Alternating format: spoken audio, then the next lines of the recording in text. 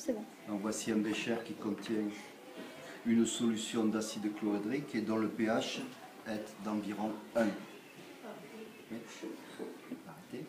Donc je prends cette solution de pH 1, je la mettrai ici dans ce récipient, et je la dilue à 10%, c'est-à-dire que je prends 10 ml de cette solution, je le fais rapidement, grossièrement. Et je vais compléter, donc celle-ci qui est à pH 1, et je vais compléter avec, je vais voir parce que j'ai fait bidon, c'est rapide. Je complète jusqu'à 100. Donc une dilution à 10%. Et je verse, ça va mélanger aussi, je vais agiter un peu.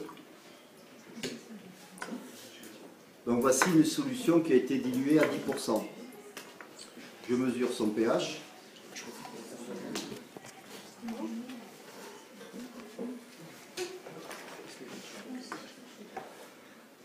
Et on voit pH égale 2 environ. On était à un peu plus de 1 tout à l'heure. pH 2. Donc cette solution, cette première solution phi est diluée à 10%. J'en prélève à nouveau 10%, 10 ml. Donc je fais très vite. Et là aussi je le dilue avec de l'eau déminéralisée.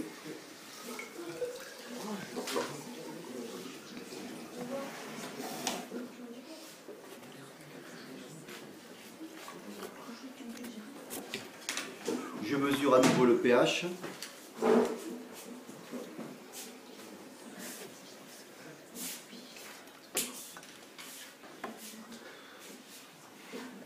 On le voit bien? pH d'après vous? 3. Voilà le suivant. Donc toujours la même opération. Je prends cette solution de pH égale à 3 et je la dilue à 10%.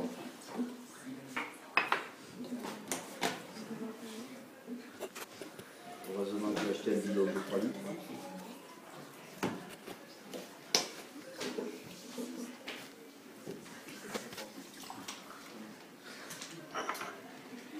Et je vais vérifier la valeur du pH.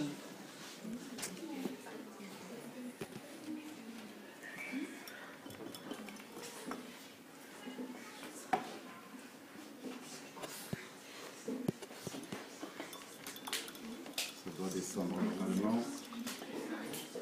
pH 4. pH, Baptiste? pH 4. pH 4, merci. Donc il y avait peut-être un peu d'eau à l'intérieur, donc je reprends, c'est bon? Oui. Donc 10 ml.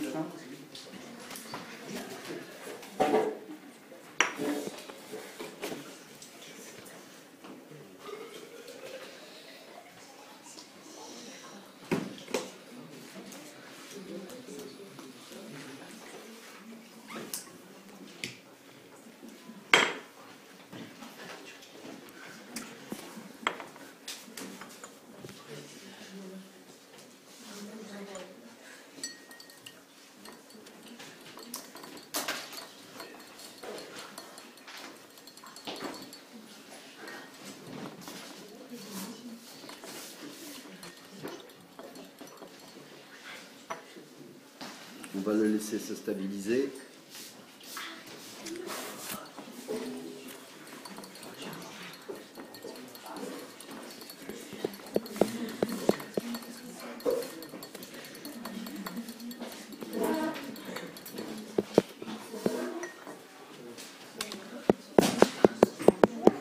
Bon, il met du temps à descendre, je vais cacher ce qu'il y a. pH 5.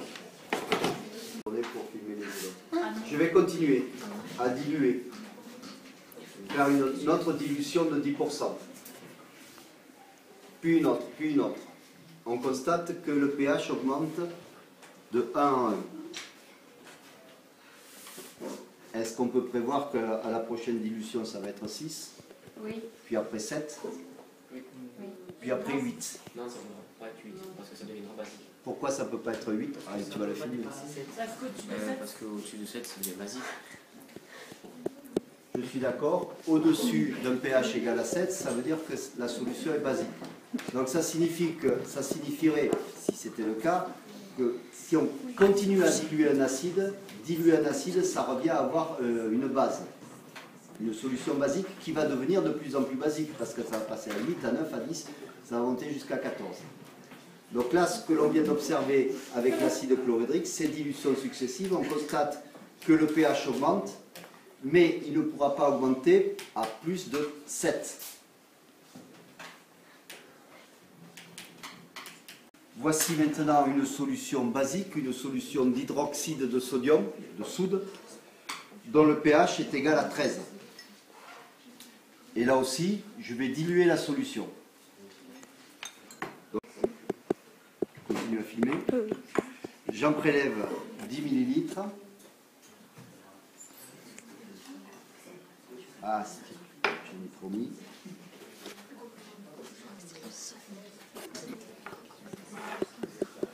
Celle-là, pH 13. Et je complète avec 90 ml d'eau.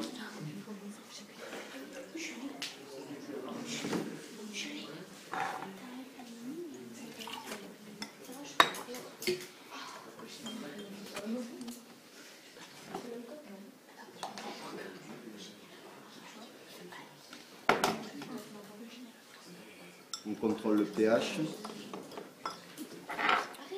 pH 12. Coupé. Donc là aussi, une dilution à 10%. C'est approximatif. Je rajoute 90 ml d'eau.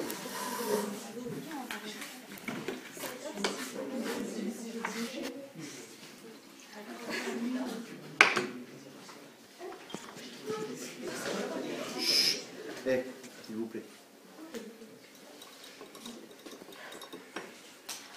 Valeur du pH, 11.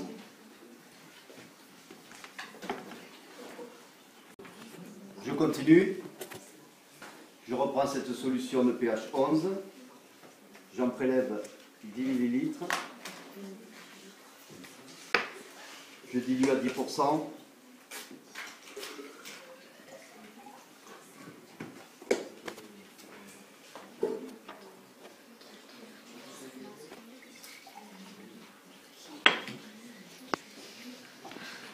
Je contrôle le pH.